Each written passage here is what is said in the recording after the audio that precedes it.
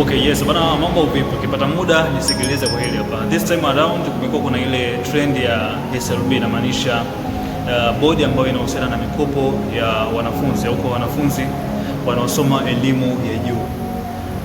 Wanachuo wengi wamekuwa wakilalamika kwamba boom linachelewa na haki haitendeki kwa wanachuo, lakini tunasahau kwamba kwa kawaida bodi ya mikopo kwa mwaka mmoja kwa mwanafunzi hutoa mkopo au hutoa ile pesa ya meals and accommodation kwa awamu 4, ambapo kila awamu ina pesa sawa. Kwa utapewa awamu ya kwanza itakuwa ni sawa na awamu ya pili, ya tatu na ya 4 the same.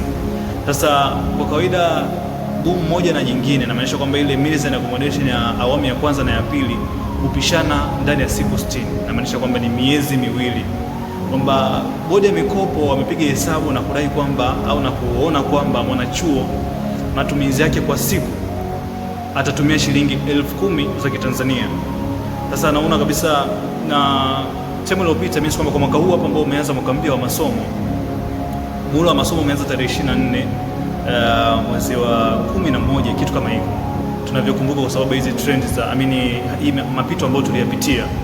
So tarehe 24 tulianza muhula wa masomo. Kumbuka kwamba tangu tarehe 24 mwezi wa 11 mwezi Novemba mpaka sasa bado hatujatimiza hiyo miezi miwili. Na kwa kawaida watu walianza kusign, watu wa mwanzoni kabisa walianza kusign tarehe 20 around tarehe 21 ya mwezi wa 11.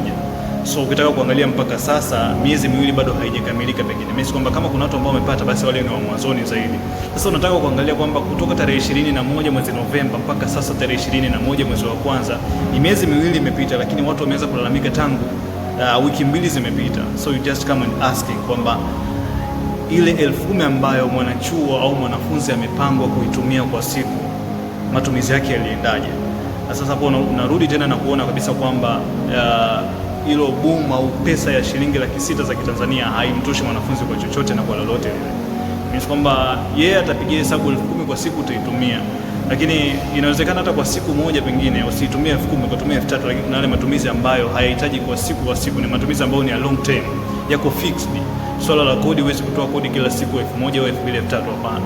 Ni kodi ambayo unaitoa ndani ya miezi 6 pengine. Sasa miezi 6 SLB haijapigia hiyo hesabu. SLB amepigia hesabu ya miezi miwili tu ambayo ni sasa na siku 60, ambapo wanatoa 600,000 kwa hiyo yote miezi miwili ambazo ni sasa na siku 60.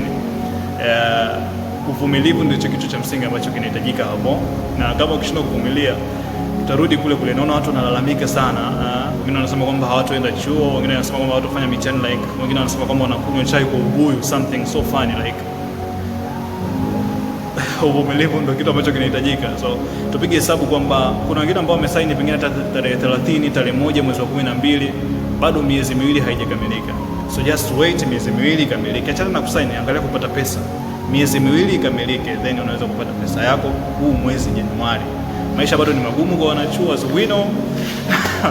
Most of people are complaining kwamba SLB ni kama wamewatupa, kwa sababu SLB amekuwa ni kama mlezi wa mwanachuo na amekuwa ni kama hivyo. Sasa kuna watu wana force na kuna wengine wanalalamika kwamba pesa, mbona tuna force wakati pesa ambayo tunaitumia na tutairudisha? Hapana, huo ni msaada tu ambao mwanachuo anapewa.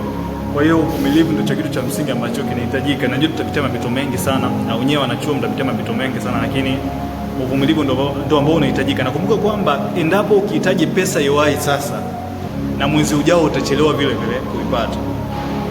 Kwa hiyo save your money, weka matumizi yako. Kama una pesa za emergency, hizo pesa ambazo zinatakiwa kutumika sasa hivi. Kama ulitumia pesa vibaya, maisha yatakuwa magumu kwa upande wako, na kama ulitumia pesa vizuri, basi kwa kipindi hiki hapa ambacho unadhani kwamba SLB wanachelewa kutoa pesa, basi itumie pesa